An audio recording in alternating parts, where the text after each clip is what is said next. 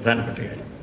പിന്നെ ഈ അദ്ദേഹത്തിൻ്റെ വേറെ പ്രത്യേകത, അദ്ദേഹം പരിശീലനത്തിന് വേണ്ടിയും അതുപോലെ പഠന പര്യടനങ്ങൾക്കിൻ്റെ ഭാഗമായിട്ട് അദ്ദേഹം സന്ദർശിച്ചിട്ടുള്ള ഇന്ത്യയിലെ പ്രമുഖ വന്യമൃഗ സങ്കേതങ്ങളെക്കുറിച്ചുള്ള വളരെ കൃത്യമായ അതിൻ്റെ ലാൻഡ്സ്കേപ്പിനെയൊക്കെ വളരെ കൃത്യമായി വിവരിച്ചുകൊണ്ടുള്ള വിവരണങ്ങൾ ഇതിനകത്ത് ധാരാളമുണ്ട്. ഇപ്പോൾ നേരത്തെ പറഞ്ഞ പോലെ റാൻ ഓഫ് കച്ച് മാത്രമല്ല, അതിൽ ലിറ്റിൽ റാൻ ഓഫ് കച്ചും ഗ്രേറ്റ് റാൻ ഓഫ് കച്ച്, അതുപോലെ അവിടെയുള്ള ഫ്ലമിംഗോ പക്ഷികളെ കുറിച്ച് ടീച്ചർ സൂചിപ്പിച്ചു. അതുപോലെ ഗിർ ഫോറസ്റ്റിന്, സിംഹങ്ങൾക്ക് വേണ്ടി പ്രസിദ്ധമായ ഗിർ ഫോറസ്റ്റുകൾ, അതുപോലെ മരൈൻ നാഷണൽ പാർക്ക്, അതുപോലെ കാൻഹ നാഷണൽ പാർക്ക്, കാസിരംഗ, ഇങ്ങനെ അദ്ദേഹം വെറുതെ പോയതല്ല, വെറുതെ പഠനത്തിനൊക്കെ പോയത്.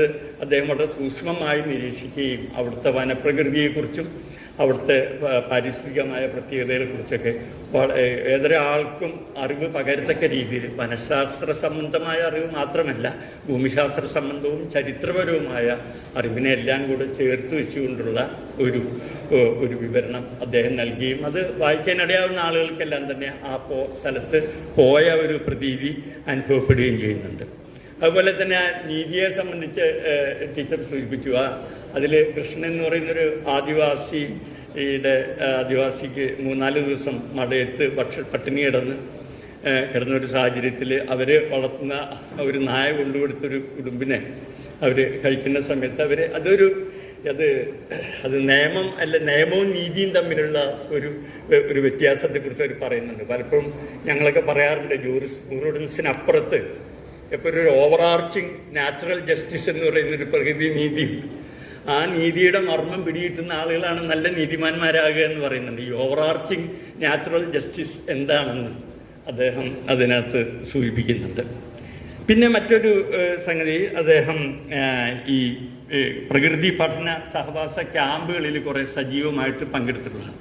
അതിൻ്റെ ഫലം അടുത്ത തലമുറയ്ക്ക് തീർച്ചയായിട്ടും ഉണ്ടായിക്കൊണ്ടിരിക്കുന്നു. കാരണം പ്രകൃതി പഠന സഹവാസ ക്യാമ്പുകൾക്ക് അദ്ദേഹം സഹജമായ ഒരു അധ്യാപകൻ്റെ ഒരു മനോനിലയുള്ളൊരു മനുഷ്യനായതുകൊണ്ട് തന്നെയല്ല, കാടിനെ കുറിച്ചുള്ള അഗാധ ജ്ഞാനമുള്ളൊരു മനുഷ്യനായതുകൊണ്ട് കാടിനെ കാണാൻ വരുന്ന കുട്ടികൾക്ക് കൃത്യമായ വിവരണങ്ങൾ നൽകി കാടിൻ്റെ സ്പന്ദനം എന്താണെന്ന്, മർമ്മം എന്താണെന്ന് പറഞ്ഞ് മനസ്സിലാക്കി കൊടുക്കാനൊക്കെയുള്ള ശ്രമങ്ങൾ അദ്ദേഹം നടത്തിയിട്ടുണ്ടായിട്ടുണ്ട്. അത് വലിയ തോതിൽ വലിയ വ്യത്യാസം ഉണ്ടാക്കിയിട്ടുണ്ട്. വെറുതെ പോകുന്നതല്ല, എന്താണ് കാടിൻ്റെ മർമ്മം എന്താണ്, കാടിൻ്റെ നിശബ്ദത എന്താണ്, കാടിൻ്റെ ശബ്ദം എന്താണ് എന്നൊക്കെ വളരെ വ്യക്തമായി മനസ്സിലാക്കി കൊടുക്കാൻ അദ്ദേഹത്തിന് കഴിഞ്ഞിട്ടുണ്ട്. അപ്പോൾ പ്രകൃതി പഠന ക്യാമ്പുകളിൽ അദ്ദേഹം ഏർപ്പെട്ട രീതികൾ പലപ്പോഴും അദ്ദേഹം വിവരിക്കുന്നുണ്ട്. അതുപോലെ പിന്നീട് വന്നിട്ടുള്ളത് ഇക്കോ ഡെവലപ്മെൻറ്റ് പ്രവർത്തനങ്ങളാണ്. കാടിൻ്റെ ഈ പാർട്ടിസിപ്പേറ്ററി ഫോറസ്റ്റ് മാനേജ്മെൻറ്റിൻ്റെ പാർട്ടായിട്ട് വന്നിട്ടുള്ള ഇക്കോ ഡെവലപ്മെൻറ്റ് പ്രവർത്തനങ്ങളുടെ തുടക്കകാലങ്ങളിലെല്ലാം തന്നെ അദ്ദേഹം അതിൻ്റെ വിദ്യാഭ്യാസ പ്രവർത്തനങ്ങളിലെല്ലാം അദ്ദേഹം സജീവമായി പങ്കെടുക്കുകയും അപ്പോൾ അതിലൊക്കെ ഏത് രീതിയിൽ വേണം എന്നുള്ള കാര്യത്തെക്കുറിച്ച് വ്യക്തമായ ധാരണയോടുകൂടി അദ്ദേഹത്തിൻ്റെ ഈ അറിവുകൾ ഇത്തരം കാര്യങ്ങളിൽ വളരെയധികം പ്രയോജനപ്പെട്ടിട്ടുണ്ട്. പ്രത്യേകിച്ച് പറമ്പിക്കുളം പോലെയുള്ള സ്ഥലത്ത് അദ്ദേഹത്തിൻ്റെ സുഹൃത്തായിട്ടുള്ള ശ്രീ നെൽസൺ അടക്കമുള്ള ആളുകൾ കൂടി ചേർന്നുകൊണ്ട് അവിടുത്തെ ആദിവാസികളെ അവർക്കൊരു പുതിയൊരു തൊഴിൽ മേഖലയിലേക്ക്, അതായത് ടൂറിസ്റ്റ് ഗൈഡ് ആവാനായിട്ട് കാടിനെക്കുറിച്ച് എന്തൊക്കെ കാര്യങ്ങൾ നമുക്ക് പറഞ്ഞു കൊടുക്കാനാവും എന്നത് വനശാസ്ത്ര സംബന്ധമായി ശാസ്ത്രീയമായിട്ടുള്ള പിൻബലത്തോടെയുള്ള അറിവ് അവർക്ക് പകർന്നു കൊടുക്കാനായിട്ട് അവർ നടത്തിയിട്ടുള്ള ശ്രമങ്ങളെക്കുറിച്ചൊക്കെ വളരെ കൃത്യമായിട്ട് പറയുന്നുണ്ട്. ഇക്കോ ഡെവലപ്മെൻറ്റ് പ്രവർത്തനങ്ങളിലും അദ്ദേഹം സജീവമായി പങ്കെടുത്തിട്ടുണ്ട്. അതുപോലെ വൈൽഡ് ലൈഫ് മാനേജ്മെൻറ്റിൽ പൊതുവെ പറയുന്ന പല വനശാസ്ത്ര സംബന്ധിയായിട്ടുള്ള പല സമസ്യകളെക്കുറിച്ചൊക്കെ അദ്ദേഹം വളരെ കൃത്യമായി വിവരിക്കുകയുണ്ടായിട്ടുണ്ട്. അതുപോലെ വന്യമൃഗങ്ങളുടെ സെൻസസ്, ഇത്തരം കാര്യങ്ങൾ.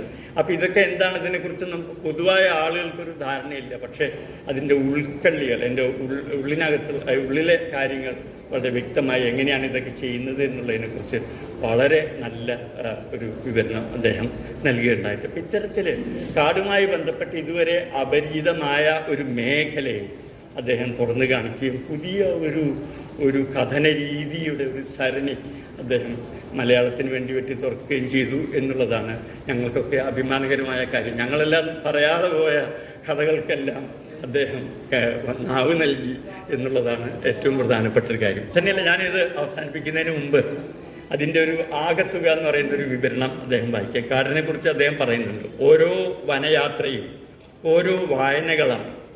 കാടെന്ന വായിച്ചാലും തീരാത്ത മഹാഗ്രന്ഥത്തിൻ്റെ അനുസ്യൂതമായ വായന.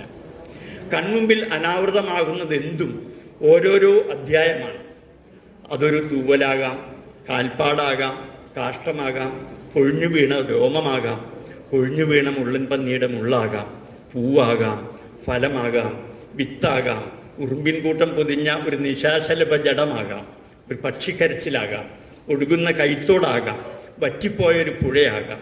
അങ്ങനെ നമുക്ക് കാടിനെ അനന്തമായി വായിച്ചെടുക്കാം. തുറന്നു വെച്ച കണ്ണും മനസ്സും ചെവിയും ഉണ്ടെങ്കിൽ നിങ്ങൾക്കൊരിക്കലും കാടെന്ന ബൃഹത് ഗ്രന്ഥം വായിച്ചു തീർക്കാനാവില്ല. പുതുപുത്തൻ ഏടുകളുമായി കാട് എപ്പോഴും എഴുതപ്പെട്ടുകൊണ്ടിരിക്കും. നിശ്ചിത വാർപ്പ് രീതികളൊന്നുമില്ലാതെ കൺമുമ്പിൽ കാണുന്നത് എന്തും നമുക്ക് വിശദീകരിക്കാം. ഇതാണ് അദ്ദേഹത്തിൻ്റെ ദർശനങ്ങളുടെ ഒരാകത്തുക. ഈ മഹാഗ്രന്ഥം ഈ പുസ്തകം മാത്രമല്ല, പുസ്തകത്തിലൂടെ അനാവൃതമാകുന്ന കാടെന്ന മഹാഗ്രന്ഥം വായിക്കാൻ എല്ലാവർക്കും കഴിയട്ടെ. അതിന് സന്തോഷമായി ചെയ്യാൻ സാധിക്കട്ടെ. ഇതിനെ മലയാളിക്ക് തന്ന സണ്ണിയോട് ഒരിക്കൽ കൂടി നന്ദി പറഞ്ഞുകൊണ്ട് എൻ്റെ വാക്കുകൾ. നന്ദി ബഷീർക്ക.